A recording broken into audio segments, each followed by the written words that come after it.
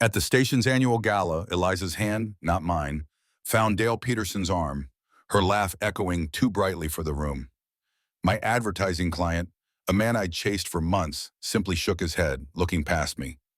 Some men, Dale drawled, tightening his grip on Eliza, just can't keep up. The words stripped me bare.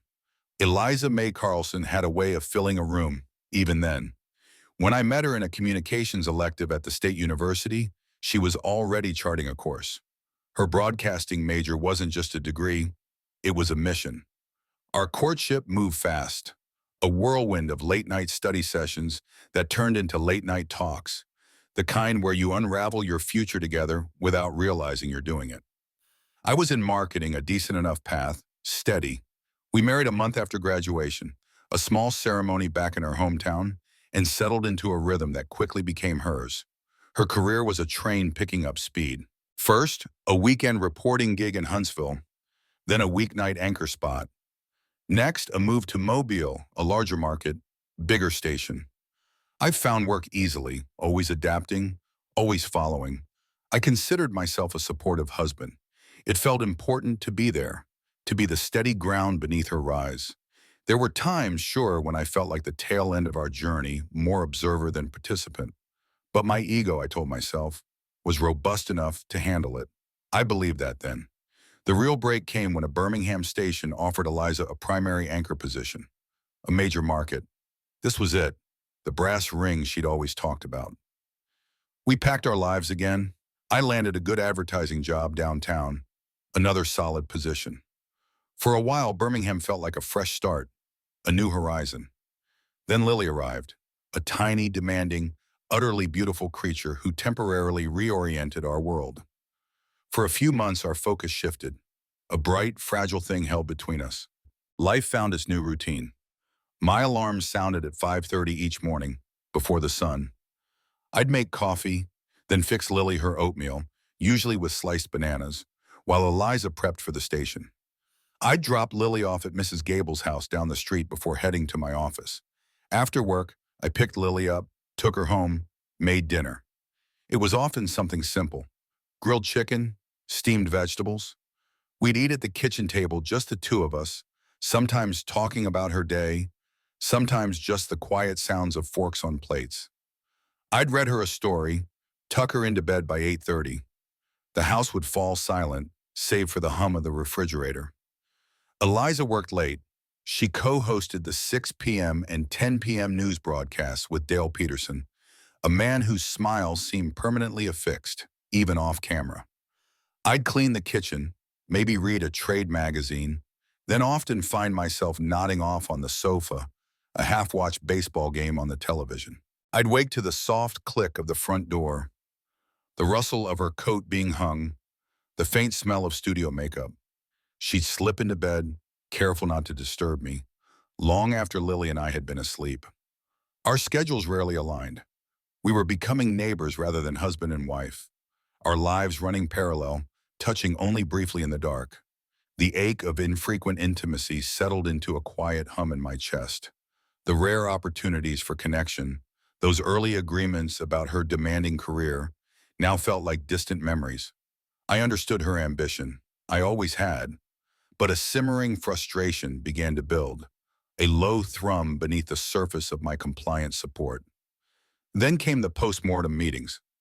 After the 10 p.m. broadcast, Eliza began to stay later, sometimes until after midnight, for what she called post-mortem discussions with Frank Walsh, the news director. At first, it was once or twice a week. Then it became more frequent, a new unsettling pattern. I'd call her cell around 11:30, just to check in, and she'd often sound preoccupied, distant. "Just wrapping up with Frank," she'd say, her voice flat. Weekends, too, started disappearing. Public appearances for the station, ribbon cuttings, charity golf tournaments, school fundraisers, all mandatory, she insisted. The quiet resentment took root. How could I raise concerns? She was the primary breadwinner now, her salary significantly higher than mine. We had agreed to this life, or at least I had agreed to her life. My silence felt hypocritical, yet the unspoken grievances tightened around my throat. Each late night, each missed moment, a slow, quiet twist. The breaking point felt less like a sudden snap and more like a gradual, inevitable erosion. The polished surface of the lunch table in downtown Birmingham reflected the muted light. Across from me, Clayton Davis, our agency's media director, listened with the patient stillness I'd come to rely on. Clay had a good life, a solid one with his wife, Beth, and their daughter, Sarah. He built things, not just campaigns, but a quiet, dependable home. "It's not a marriage anymore, Clay," I said, pushing a half-eaten sandwich around my plate. "It's more like a business partnership. We manage a household, we raise a child, but the other part, the two of us, it's just gone." The words hung in the air, heavy and unadorned. I hadn't realized how much they needed to be said until that moment. Clay nodded slowly, his eyes thoughtful. "It's tough when one person's career takes off like that. Beth and I, we make time, even if it's just 20 minutes after Sarah's asleep. You gotta put the work in, Jed, on both sides." He didn't offer easy answers, just a quiet reminder of what a marriage required. I appreciated that. Eliza's late nights grew more consistent. After midnight, sometimes closer to 1 in the morning, became the new normal. Her excuses delivered in a tired voice were always about Frank Walsh. Urgent meetings with Frank. Had to finalize the next day's stories with Frank. Frank needed my input on a new segment. It felt like Frank Walsh was living with us, always there, always a reason for her absence. I started noticing small things. Her phone, once left carelessly on the kitchen counter, was now always in her pocket or face down on the nightstand, and it was always locked. The old pattern lock I knew had been replaced by a passcode I didn't. When I asked, she said it was a new station security protocol. "Corporate mandate, Jed, you know how it is." My gaze lingered longer on the television now, especially during the 10 p.m. news. I watched Eliza and Dale Peterson. Their on-screen banter had always been easy, professional. But now I saw a subtle shift, a hand resting on her arm a fraction too long, a shared look that held something beyond a news cue. It wasn't overt, nothing anyone else would notice, but to me, it felt like a silent conversation happening just beneath the surface. Then came the chilling realization. I remembered her mentioning Frank Walsh being in the office late, but it was usually Dale Peterson who stayed behind with her, not the news director. She'd said the team in her earlier descriptions of the postmortems, but lately it was always Frank. The pieces started to click, cold and sharp, creating an image I didn't want to see. A profound sense of loneliness settled over me. I was good at my job, a respected marketing manager, but in Eliza's rapidly ascending world, I felt like an extra, a background figure. My place, once so clear, now felt tenuous, undefined. What was I, if not her partner in this life? One evening, after Lily was asleep and Eliza was still an hour away from coming home, I sent her a text. "Miss you, would love some real time together." When she finally arrived, the house quiet, I tried to confront her gently. "Eliza," I started, my voice low, "we never see each other. I miss you. This isn't how I thought things would be." She sighed, pulling off her heels. "Jed, you know what this job entails. The ratings pressure, the competition. It's relentless. Frank demands a lot, and if I don't deliver, there are a dozen other anchors waiting to take my spot." Her voice was tired, flat, offering no room for argument. I tried to believe her. I really did. But the cold knot of suspicion, once a tiny flicker, now tightened in my stomach. Her mood had changed too, less openly affectionate, more guarded. A new secretiveness in her movements, her quick glances at her phone, her vague answers to simple questions about her day.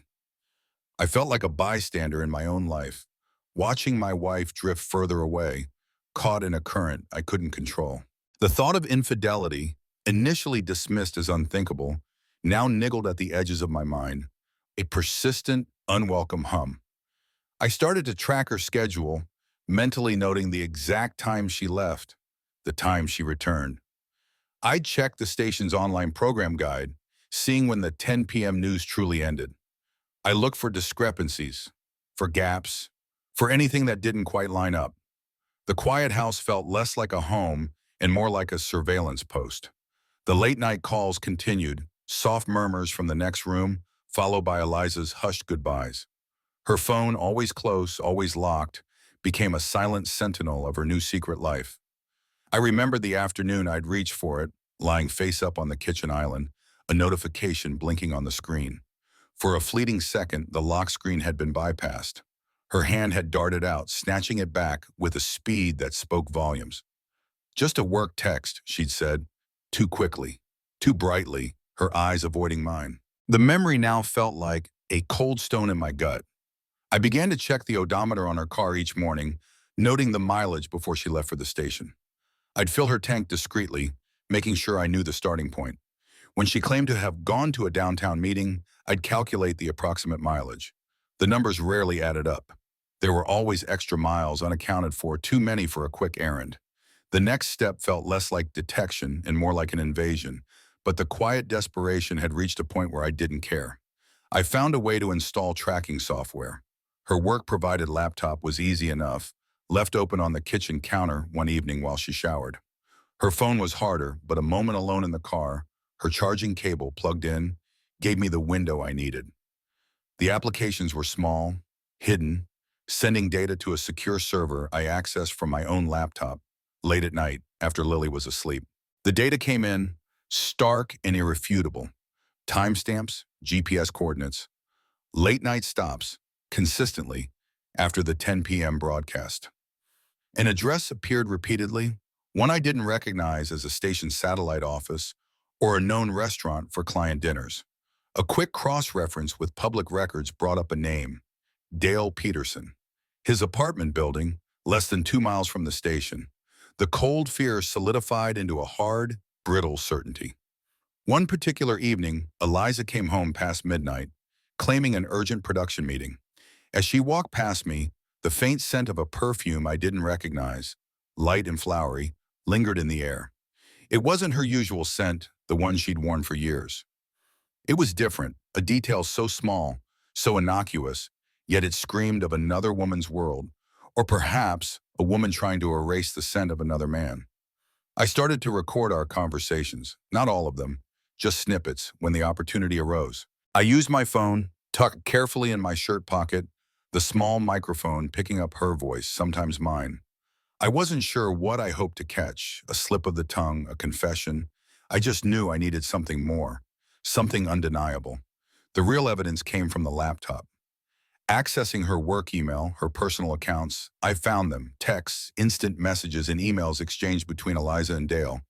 The pet names, the thinly veiled suggestions, the explicit declarations. "You make my nights shine brighter than any broadcast," Dale had written in one email, dated 2 months prior. Eliza's replies were just as damning. Plans for clandestine dinners, whispered promises. The affair wasn't new. It had been unfolding for months right under my nose, while I cooked dinner and read bedtime stories. The raw, gut-wrenching pain hit me with a force that stole my breath. It wasn't just the betrayal of the act itself, but the insidious deception, the quiet lies, the cold calculation. My world, the one I thought we were building together, shattered into a million sharp pieces. I spent sleepless nights in the dark living room, the glow of the street lamp outside casting long shadows. Despair washed over me, a suffocating blanket. Then came the rage, a silent, burning fire that consumed everything in its path.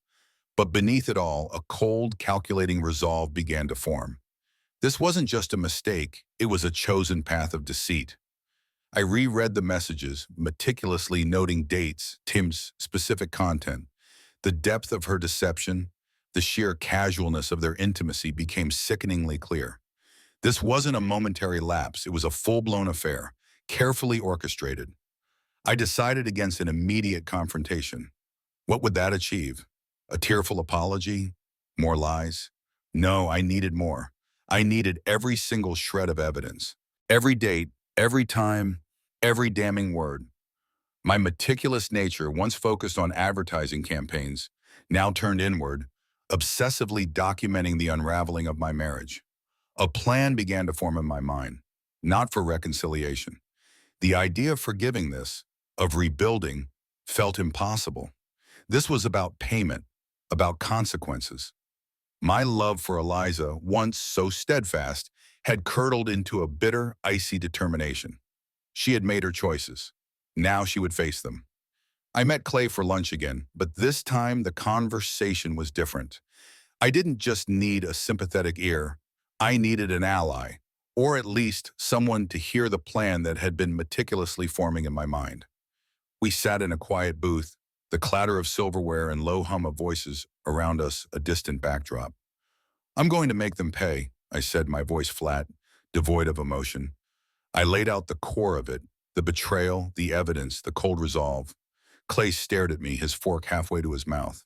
"Jed, you can't be serious. What about Lily? Think about what this will do to her." He pleaded, his voice earnest. "Think about a clean break. Just divorce her. Move on." "A clean break?" I leaned forward, my voice still quiet but with an edge. She didn't want a clean break. She wanted to live a lie, to build her career on my support while building another life with him. "They're going to pay the full price, Clay. Not just me, but her, him, everyone. They're going to understand what happens when you do something like this." My resolve was absolute. Lily was a casualty of Eliza's choices, not mine. I would protect her as best I could, but Eliza had to face the consequences. At the agency, I started to subtly manipulate situations. I began taking a special interest in our media buying strategies, particularly those involving public relations and crisis management. I needed to understand the mechanisms of public perception, how information spread, how to control a narrative. My new focus seemed like ambition, a logical step in my career, but it was really about understanding the weapons I was about to wield. I gained access to software, to research, to industry contacts, all under the guise of professional development. I spent evenings poring over Alabama state laws, marital assets, divorce proceedings, legal precedents. I researched professional ethics in broadcasting, the clauses about conduct, public image, station reputation. The framework of my plan began to solidify, no longer just a desire for revenge, but a precise, multi-pronged strategy. It wouldn't just be personal, it would be professional, public, devastating. Financial data became another obsession. I pulled our tax returns, scrutinized Eliza's pay stubs, estimated her bonuses based on station performance, calculated her stock options, the value of her public image. Every cent she earned, every asset we shared, would be laid bare. I needed to know the exact cost of her choices. I drafted a series of anonymous tips. Not direct accusations, not yet. Just carefully worded suggestions, questions, hints. To rival stations, to local gossip columnists who thrived on such whispers, to industry watchdogs and ethics committees. Seeds of doubt planted in fertile ground. I also began to subtly plant doubt in casual conversations. A comment about Eliza's unusual dedication to post-broadcast meetings, amusing about the intense pressure she was under, and how it might impact judgment. Nothing direct, nothing that could be traced back to me, just quiet insinuations to industry contacts. Let them draw their own conclusions. Through it all, I maintained the facade. I was the doting husband, the attentive father. I still cooked Lily's breakfast, read her stories, tucked her into bed. For Lily, I was normal. I smiled, I played, I listened. The charade was exhausting, a constant performance that drained me, leaving me with moments of profound, hollow emptiness when I was alone. I practiced my composure in the mirror, running through imagined confrontations. My voice had to be steady, my eyes clear. No uncontrolled anger, just the calm, collected presentation of facts. When the time came, I needed to appear wronged, not enraged. The dossier grew thicker. Printouts of emails, screenshots of texts, GPS logs, meticulously organized by date and time. Financial statements, articles about broadcasting ethics, legal notes. It was unimpeachable, a mountain of evidence. I foresaw the public backlash, the headlines, the brutal career-ending damage, the end of Eliza May Carlson, the local news anchor. This plan consumed me. It was all I thought about, all I worked for. My career, my friends, even Lily at times faded into the background. The architect of anguish, building a monument to betrayal, one calculated detail at a time. The first phase was set in motion. A small stone dropped into a calm pond. I drafted an anonymous email, carefully worded, vague enough to avoid libel, but specific enough to pique interest. It spoke of unprofessional conduct and questionable relationships within a prominent local news team, hinting at a power dynamic misused. I sent it to a minor blog known for local media gossip, a hungry mouth always eager for morsels. The blog owner, a woman named Beverly, thrived on insinuation. Next, an anonymous phone call to a rival station. I disguised my voice, using a payphone miles from our neighborhood. The tip was simple. You might want to check out the late-night parking situation at Dale Peterson's apartment building. Some interesting cars there, especially after the 10 o'clock news. I gave them a few specific dates, enough to make it credible. They liked chasing a story, and a rival's potential scandal was always prime material. I engineered a situation with Eliza's car. One Tuesday morning after she'd left for the station, I retrieved a note I'd painstakingly fabricated, mimicking Dale's handwriting from one of his earlier, less guarded texts to Eliza. It was a short, sweet message, something about last night's magic. I slipped it under the passenger seat, knowing the car would be taken for a detail later that week. It wouldn't be found by me, but by a third party whose curiosity, I hoped, would lead to speculation. Lily's daycare provider, Mrs. Gable, was a human switchboard of neighborhood news. While picking up Lily, I had to make casual, concerned comments. Eliza's been working herself to the bone, Mrs. Gable, just exhausted. Sometimes I worry the pressure is too much, being in the public eye. I let the words hang, knowing her mind would fill in the blanks. She was an expert at connecting dots that weren't always meant to be connected. The staged accidental encounter was planned with cold precision. I checked Eliza's schedule, knowing when she'd have a break between broadcasts, when Dale would also be in the green room. Lily and I arrived at the station, a surprise visit for Mommy. We found Eliza and Dale in a quiet corner, talking closer than colleagues, his hand resting on her back as she laughed. My entrance, with Lily clutching my hand, was perfectly timed. Their expressions, caught off guard, were a mix of panic and forced pleasantness. A board member from a prominent charity Eliza actively supported was coincidentally walking by, seeing the whole awkward exchange. Later that week, Frank Walsh received an anonymous email. It contained selective screenshots from Eliza's work email, showing casual exchanges with Dale that hinted at a deeper relationship, juxtaposed with logs of her late-night arrivals and the GPS data from Dale's apartment. The subject line read, "Concerns for station integrity and public image." It was framed not as a personal grievance, but as a professional liability. The blog post hit first. "Whispers of a primetime secret?" It read, vague yet potent. Within hours, it had spread through local media circles. The whispers at Eliza's station grew louder, subtle shifts in glances, hushed conversations. Eliza and Dale became visibly agitated, their eyes darting, their usual easy banter replaced by forced smiles. They knew something was wrong, but they couldn't see the hand pulling the strings.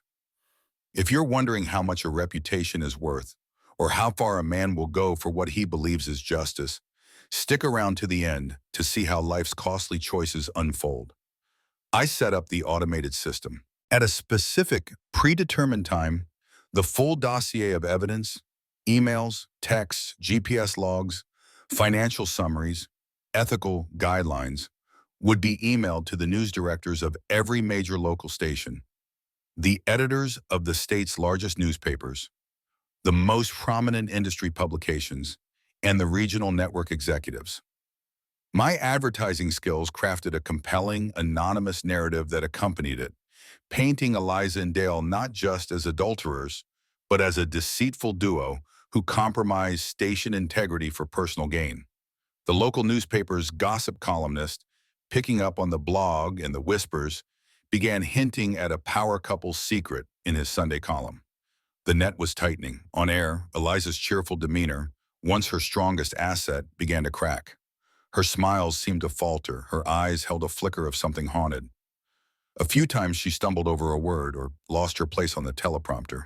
Viewers might not have pinpointed the cause, but they felt the shift. Dale, too, showed the strain, his usual unflappable confidence replaced by a subtle nervousness, leading to small errors during broadcasts. The net was drawn tight now, taut and unforgiving, waiting for the final devastating pull. The story broke on a national media watchdog site first, a small blip on the radar before it detonated. "Primetime affair rocks local news station," the headline screamed, followed by the explicit details, the screenshots of texts, the GPS coordinates, the photos I'd subtly leaked. Within hours, local news outlets picked it up, then national entertainment shows. It exploded. Liza was pulled off the air mid-broadcast, her image replaced by a station logo and a solemn announcer reading a terse statement. The general manager held a press conference an hour later, offering a public apology for the unprofessional conduct of certain personnel. The station was reeling. She came home later, her face pale, eyes wide with a confusion that rapidly morphed into a dawning horror. She found me in the living room waiting. Lily was at Mrs. Gable's. The facade, worn thin for months, finally crumbled. "You want to know who exposed you, Eliza?" I asked, my voice steady, betraying none of the turmoil inside me. "It was me. I made you pay." Her eyes, usually so composed, flared with disbelief, then a terrible, heartbroken rage. "You did this. You ruined everything, Jed." Her voice cracked, a sound I hadn't heard from her in years. She threw her purse onto the floor, the contents spilling across the hardwood. "My career, our family, my life. You destroyed it all." I picked up the black binder from the coffee table, the one filled with every single piece of evidence. I placed it in front of her. "You ruined us, Eliza," I said, the words flat, heavy. "I just cleaned up the mess you made." So I opened it, flipping through the pages, pointing to the dates, the times, the damning words. "While I was putting our daughter to bed, you were with him. While I was making dinner, you were planning your next lie. This isn't a mess I made, Eliza. This is yours." The station acted swiftly. Dale Peterson was fired the next morning, his career, once ascending, now in shambles. Eliza was placed on indefinite leave, her contract undoubtedly headed for termination. The glittering anchor desk, the spotlight, the carefully cultivated image, all gone, abruptly halted, shattered like glass. I faced my own emotional storm. There was a grim satisfaction, a sense of justice served, but it was mixed with a hollow ache, a profound emptiness where my love for her used to be, and a lingering question of morality. Had I gone too far? The answer in the quiet hours remained elusive, swirling in the aftermath of my actions. Lily, only 5, sensed the profound tension. She asked why Mommy wasn't on TV anymore, why the house felt so quiet, why Mommy sometimes cried in her room. She was too young to understand the complexities, but she understood the shift in the atmosphere, the sudden chill. Friends and family were shocked. Some, hearing my side, offered hesitant support. Others, mostly Eliza's relatives, condemned my methods, my cruelty. Clay, however, remained a steadfast confidant, a quiet presence who listened without judgment, a steady anchor in the storm. Eliza initiated divorce proceedings. Her lawyer filed papers citing my malicious intent, emotional distress, and cruelty. The media circus, however, didn't die down. It intensified, feeding on the divorce, the accusations, the public spectacle of a prominent couple imploding. Every detail became fodder for headlines. I had to explain to Lily. "Mommy won't be on TV anymore, sweetie," I said, my voice gentle. "And soon we'll be living in 2 houses." Her small face crumpled, a quiet sadness that twisted my gut. I felt the immense weight of my actions, the deliberate engineering of her downfall. I knew I had done it, orchestrated every step. But even then, looking at the wreckage, I still believed, with a cold certainty, that she had earned it. The once comfortable home, now mostly empty of Eliza's belongings, became a battleground of icy silence and simmering resentment, a monument to what we had lost. The divorce proceedings were everything I expected: contentious, drawn out, and thoroughly public. Lawyers dissected every detail of the affair, every text, every GPS coordinate. Then they turned to my actions, my meticulous revenge, attempting to paint me as the malicious party. Eliza fought tooth and nail, her once sharp focus now entirely on salvaging what little she could of her professional reputation and financial standing. She looked older, her face etched with a bitterness I hadn't seen before. But my evidence was too overwhelming. The trail of infidelity, meticulously documented, presented an undeniable narrative. It wasn't just about personal betrayal, it was about the station's need to protect its image, the public trust. The court, after weeks of argument, ruled in my favor on several key points, acknowledging Eliza's misconduct as a significant factor in the dissolution of the marriage and the financial settlement. She was eventually forced to settle. Her financial assets, once considerable, were significantly diminished by legal fees and a less favorable split than she desperately hoped for. The house, her car, a portion of her retirement accounts, all split in a way that reflected her culpability. Her attempts to find work in broadcasting were met with universal rejection. Her name, Eliza May Carlson, once a local household name synonymous with dependable news, was now inseparable from the scandal. I saw her resume circulating through industry channels, a futile exercise. The doors were closed, sealed shut. Dale Peterson, too, vanished from the public eye, his career irreparably damaged, a ghost in the industry he once thrived in. At my own advertising agency, there were internal questions, hushed conversations. I wasn't fired, my work was too valuable, my connections too strong, but my reputation was subtly altered. I was no longer just the competent marketing manager. I was the man who had orchestrated his wife's public downfall. It was a new kind of respect, tinged with wariness. Lily struggled. "Why don't Mommy and Daddy love each other anymore?" she asked one night, her voice small. "Will you and Mommy be friends again?" Her innocent questions were sharp, cutting through my hardened resolve.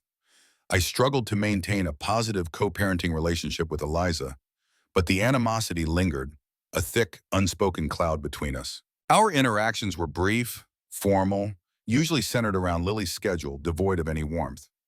I witnessed Eliza's decline. From a glittering media star, always impeccably dressed, full of vibrant energy, she transformed into a struggling, embittered woman. She moved into a small apartment across town, her life stripped down, far from the spotlight she'd once craved. There were no more expensive charity galas, no more public appearances, just the quiet, unrelenting grind of a life reset. The financial cost of the divorce, combined with the loss of Eliza's significant income, forced me to reevaluate my own career and lifestyle. The pressure was immense. I took on more responsibility at work, volunteered for extra projects, the weight of providing for Lily now fully, unmistakably on my shoulders. Our life became simpler, less extravagant. I started attending therapy sessions. I talked about the affair, the betrayal, the meticulous planning of my revenge. The therapist, a quiet woman with kind eyes, never judged, just listened, guiding me to grapple with the moral ambiguity of my actions. Had the payment been worth the cost? The answer shifted with the quiet hours of the night. The public scrutiny eventually died down, replaced by newer scandals, fresher gossip. But the scars remained, deep and visible to those who knew us, to anyone who remembered the Eliza May Carlson who once graced their television screens.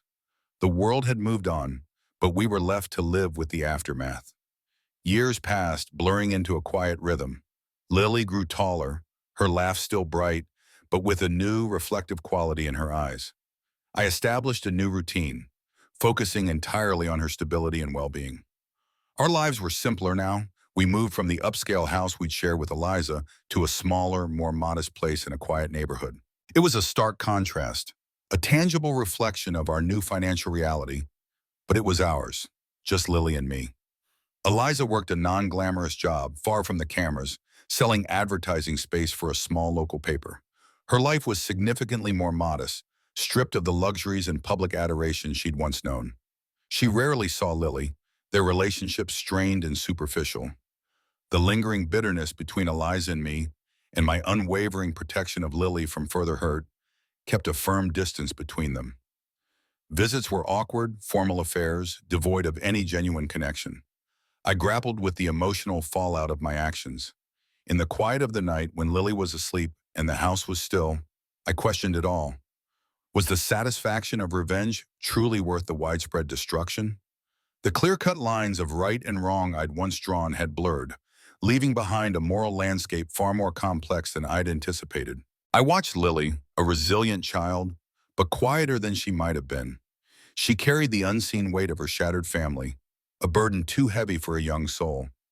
It manifested in small ways, a hesitation before speaking, a subtle wariness in her interactions, a quiet determination to avoid conflict. Clay and Beth remained my unwavering support system. They were the anchors, the constants in a world that had fractured. Beth would take Lily for play dates with their daughter Sarah, giving me a moment of peace. Clay and I would still meet for lunch, his steady presence a reminder of a life unmarred by such public drama. He never said "I told you so," but his silent understanding spoke volumes. I reflected on the illusion of power and control I'd felt during my revenge. I had engineered a downfall, pulled the strings, dictated the narrative. Yet in the end, I was ultimately helpless against the emotional damage, the deep, permanent scars left on all of us. The vengeance had not brought peace, only a different kind of burden.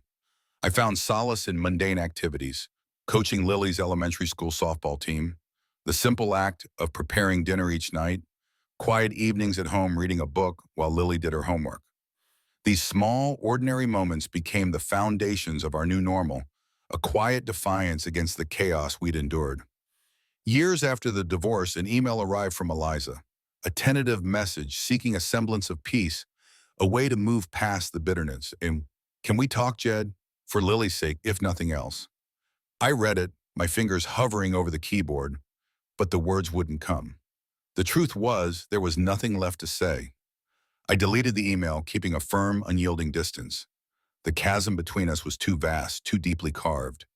I recognized the permanent mark my actions had left on all our lives, an indelible stain that would never fully fade. It was a constant reminder, a phantom limb that ached in the quiet moments.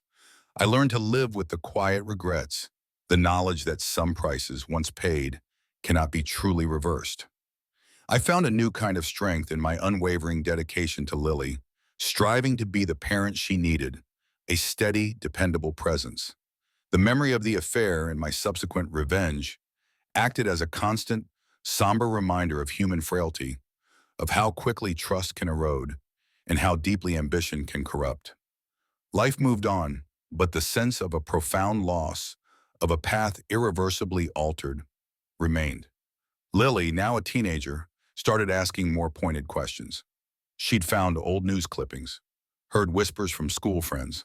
I told her a carefully curated version of events, emphasizing choices and consequences, leaving out the darker edges of my rage.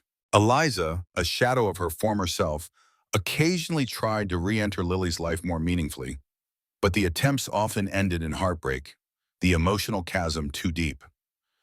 I maintained my distance, understanding some things cannot be mended. I reflected on paying the price. It wasn't just Eliza who paid. Everyone did, myself and Lily included. I found a quiet, understated peace in my new life, stripped of grand ambition but rich in purpose. The Midwestern landscape, with its enduring stoicism, mirrored my own. Dale Peterson became an irrelevant ghost. Revenge brought a cold justice, but not happiness, nor did it erase the pain. My final lesson was about the fragile nature of trust and the profound, rippling effects of betrayal. I made peace with the man I became, the choices I made, and the life I built from the wreckage. Lily grew into a thoughtful, resilient young woman, a testament to unwavering love. I stand now in my modest backyard, the quiet hum of the Midwest night surrounding me.